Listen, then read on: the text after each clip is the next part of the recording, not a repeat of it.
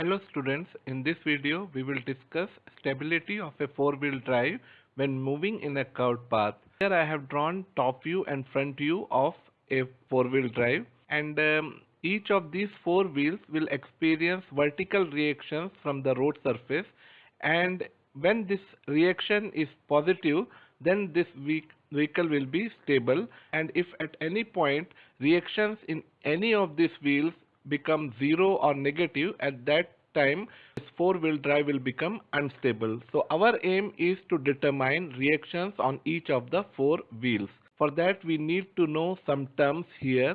These terms are: X is called width of track in meters, or we can say track width in meters, which is the distance between two wheels, like this. Y is the wheelbase. This is the distance between two axles. This is one axle, this is second axle. So this is the Y, distance between two axles. H is the distance of center of gravity vertically above the road surface. So this is the distance of center. So I have shown center of gravity here in front view, and this is center of gravity in top view. So this distance is given H. RW is the radius of each wheel in meters. R is radius of curvature in meters. So if this vehicle is taking a right turn, then this will be the radius, this will be the curvature in which this vehicle is moving, and its radius is termed as R. V is the linear velocity of the vehicle in meter per second. So this is the tangential velocity V. Omega p is the angular velocity of precision in radian per second. Here four wheels, these two, 1, 2, 3, 4, and at the same time this engine is also rotating about different axes. 1 and 2 are rotating about this axle, 3 and 4 is rotating about this axle, and this engine is rotating about this axis. In this particular case we have assumed that this engine axis is parallel to any of these axles. Now each of these are rotating about some axis. So this axis 1 and 2 is rotating about this axis, 3 and 4 is rotating about this axis, and engine is rotating about this axis. Now this axis will also take turn when this vehicle is taking a turn. So angular velocity of this axis is called angular velocity of precision, and it can be obtained by relation V divided by R. Omega W is the angular velocity of the wheels in radian per second, and it can be obtained from the relation V divided by RW. Omega is the angular velocity of the rotating parts of the engine in radian per second. Usually this value may not be given. Instead of this, gear ratio will be given G, and if gear ratio is known, then omega E can be obtained using relation omega E is equal to G into omega W. IW is the mass moment of inertia of one of the wheels in kg meter square, and IE is equal to mass moment of inertia of the rotating parts of the engine in kg meter square. Now we have to determine reactions on each of these four wheels. For that, so first we will determine reactions on each of the four wheels due to its weight. So this weight is acting vertically downward direction. So I have drawn side view of this. When you look from the side, when you look from this side, this 1 and 3 will be visible. So behind 1 you will get 2, and behind 3 you will get 4. So 1 and 2, here 2 wheels are there, and 3 and 4, 2 wheels are there. I have assumed that center of gravity is at the center of this, between these two axles, exactly at the middle portion. So I have shown this weight vertically downward direction. So reactions on each of these wheels are shown as R1 dash and R2 dash, reactions on these wheels, and reaction on these wheels 3 and 4 is shown as R3 dash and R4 dash. Now if this W is exactly at the center, then for all the four wheels will take equal reactions or equal weight. So reactions on each wheel will be equal to W by 4. Sometimes this, because of the position of engine, this center of gravity may not be at the exactly at the center. It may move nearer to, sometimes it may move nearer to axle 1 2, or it may move nearer to axle 3 4. Accordingly these reactions will change. For example, if this W is nearer to this axle, nearer to 1 2, at that case reactions on these two wheels 1 and 2 will be more compared to reactions on these two wheels. So these reactions can be determined using equilibrium conditions, which I have obtained directly. I have written using relation R1 dash and R2 dash can be obtained from relation WB upon 2A plus B. So B is this distance, this is more. So this R1 dash and R2 dash will be more compared to R3 dash divided by R3 dash and R4 dash. So this will be WA, that means this distance should be multiplied with W divided by 2 into total distance between these two. This is nothing but this Y. So you can write Y also here. So in this way you can determine reaction on each of the four wheels because of the weight of the vehicle. Next I have taken reactions on four wheels due to centrifugal force. Now when this vehicle is taking a turn, that means there must be a centripetal force applied towards the center of the curvature, and because of inertia there will be acting one equal and opposite force which is called centrifugal force, which will act just opposite to the center of rotation of the vehicle. So this will be the direction of centrifugal force which is acting away from the center of rotation of this vehicle, and value of this Fc is equal to, we know this is equal to mv square divided by r. Because of this force one couple will act which is equal to Fc into h. So one couple will act which is represented by Cc, that is centrifugal couple, equal to centrifugal force into perpendicular distance h. So mv square by r into h. Now this couple will be anti-clockwise in direction. When you look from here you can see that this is anti-clockwise in direction, and this anti-clockwise couple will tend to turn the vehicle in this way, in this manner. So because of this couple, this reaction on these two wheels, that is in wheels 1 and 3, will be more compared to reactions on 2 and 4. These reactions can be obtained by using equilibrium conditions. So when you apply equilibrium equation, so here two reactions Ra and Rb I have written. So Ra consists of reactions of 1 and 3, and Rb is the reaction including 2 and 4 both. So Ra and Rb can be obtained by using equilibrium conditions according to D'Alembert's principle. Once you have applied inertia force, you can apply equilibrium conditions. So first is sigma Fy is equal to 0, Ra plus Rb upward direction. Now no downward force is equal to 0. And when you take moment with respect to this point, A point, so sigma Ma is equal to 0. So moment of Ra will be 0. And now next one moment is there which is anti-clockwise moment, Cc. So I have written minus Cc. Anti-clockwise moment is taken as negative and clockwise moment as positive. Now next moment of Rb with respect to this point, Rb is in anti-clockwise direction, so it is also minus Rb, and distance between these 2 points is x, so Rb into x is equal to 0. From this relation you will get Rb is equal to Cc divided by x, negative Cc by x. Putting this value of Rb here, you will get value of Ra as Cc by x. So R1 double dash, R3 double dash is equal to Ra by 2 is equal to Cc by 2x. In these two wheels, and R2 and R4 reactions in R2 and 4 will be minus Cc by 2x. Now remember this, when it is taking a right turn, then these two wheels 1 and 3, actually 1 and 3 are outer wheels. So you must remember that outer wheels will have positive reactions Cc by 2x, and inner wheels will have negative reactions from the road surface minus Cc by 2x. Now next is reactions on four wheels due to gyroscopic couple. Now we know that each of the wheels are rotating in clockwise. When it is moving in forward direction, that means these wheels are rotating in clockwise direction when you look from the right side. When you look from this right side, then each of the wheel will rotate in clockwise direction. So from the right hand screw rule, the direction of initial momentum will be this. So I have drawn this here in horizontal plane. So this is in horizontal plane. Top view means top view we will draw in horizontal plane. So horizontal plane I have drawn. So this is our initial momentum. When it takes turn, this will be the new direction of momentum. So this will be the new direction of angular momentum. So this direction I have drawn here. So this is my new direction of angular momentum. So to get change in angular momentum, you have to draw line from first endpoint to last endpoint. So this will be the change in angular momentum, and this will be the direction of active gyroscopic couple. So reactive gyroscopic couple will be just equal and opposite. So this will be the direction of reactive gyroscopic couple. Now this is a reactive gyroscopic couple vector. If vector is in horizontal plane, then couple would be in vertical plane perpendicular to this couple. So we have to draw one vertical plane. Couple will come in this vertical plane, which is perpendicular to this reactive gyroscopic couple. So this reactive gyroscopic couple I have drawn here.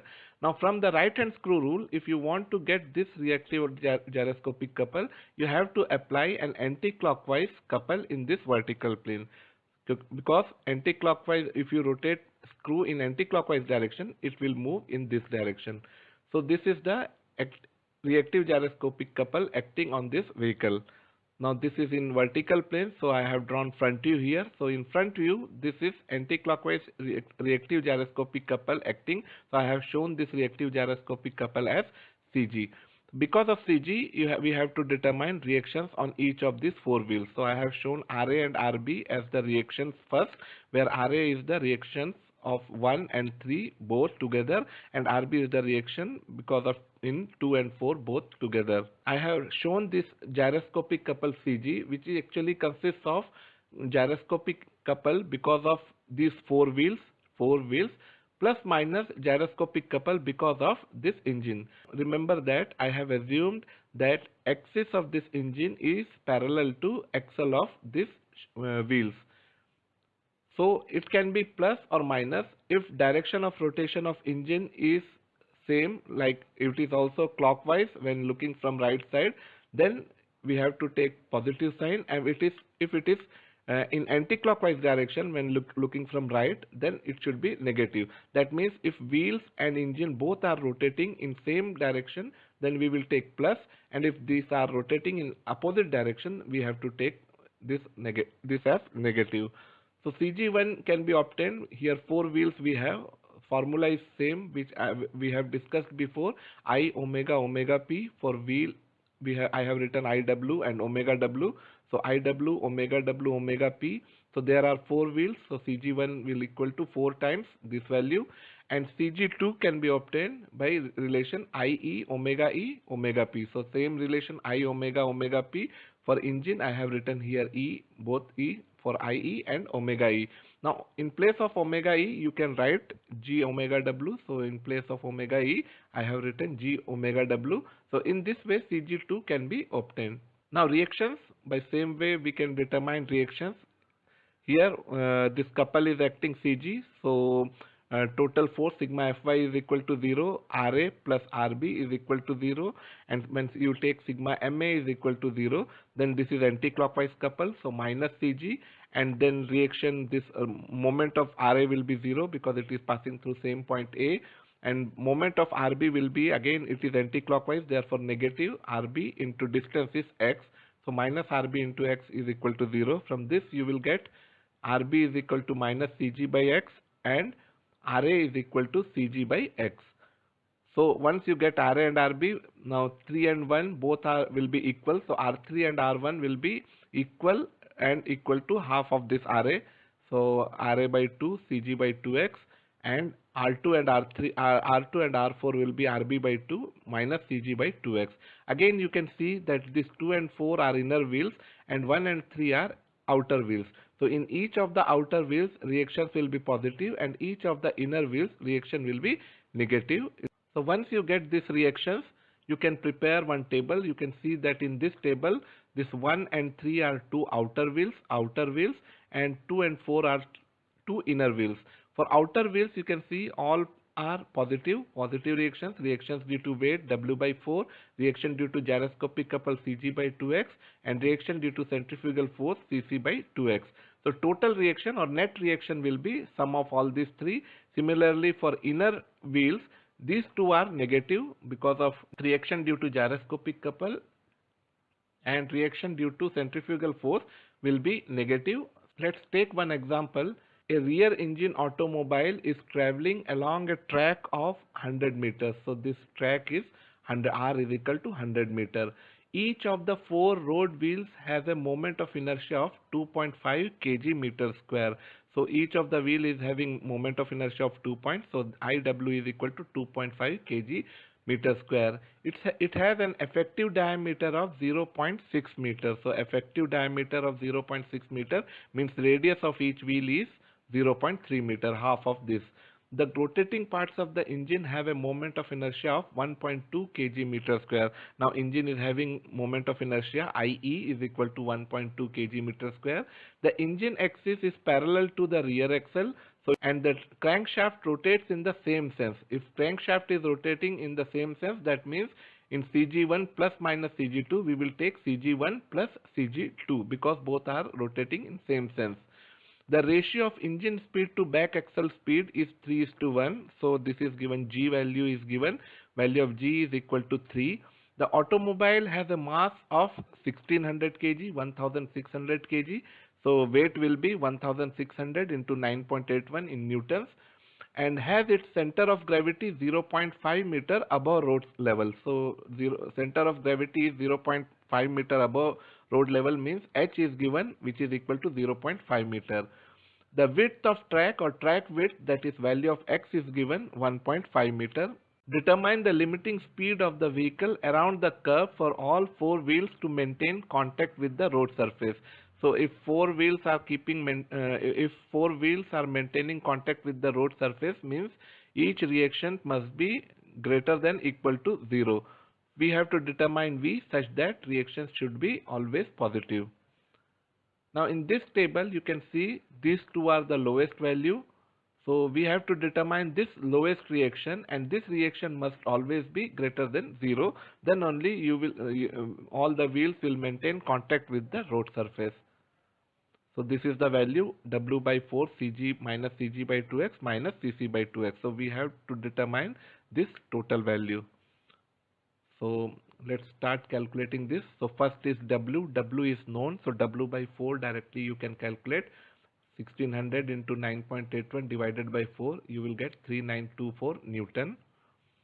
Now to get CG, CG is equal to CG1 plus CG2 because these four wheels and this engine are rotating in same sense. Therefore, I have taken this as positive value.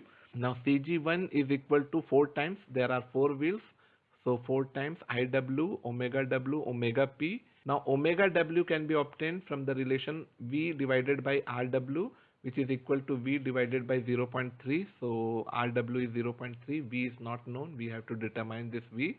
And omega P is equal to V by R, so V divided by 100, so R is given 100 meter.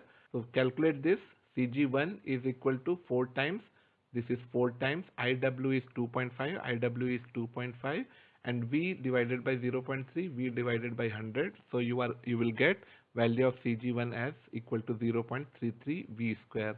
Now CG2 is equal to IE G omega W omega P. Now all these values are known, put these values. So CG2 IE is equal to 1.2, then G is given 3, and V by 0.3 and V by 100. So these are the two values of omega W and omega P. When you calculate this, you will get CG2 as 0.12 V square. So total CG. So total gyroscopic couple will be, add these two. So finally you are getting gyroscopic couple is equal to 0.45 V square. Now we need CG divided by 2x. So calculate this CG divided by 2x. Now CG is 0.45 V square and 2 into X is given 1.5 meter. So from that you are getting 0.15 V square. So next is CC. Now CC is centrifugal couple. So centrifugal force into H. So centrifugal force mv square by R. So 1600 V square divided by R is 100, and H I have written here 0.5. So when you simplify this, you will get CC as 8 V square. So once you get this CC, you can calculate CC by 2x as, so CC by 2x is equal to 2.67 V square. So this total reaction, so this reaction will be on two inner wheels, that is 2 and 4. So this reaction you will get as 3924 minus 0.15 V square minus 2.67 V square. Now this R2 and 4, value of this reaction must be greater than equal to 0. Then only all the four wheels will maintain contact with the road surface. That means this value 3.3924 minus 2.82 v square must be greater than equal to 0. For limiting condition, when v is maximum, at that case it will be equal to 0. So I am taking that condition equal to 0. From this relation you will get value of v is equal to 37.3 meter per second. That means if vehicle is moving with this particular velocity, the reactions on these two wheels will be 0. For any velocity less than this, the reaction will always be positive in upward direction.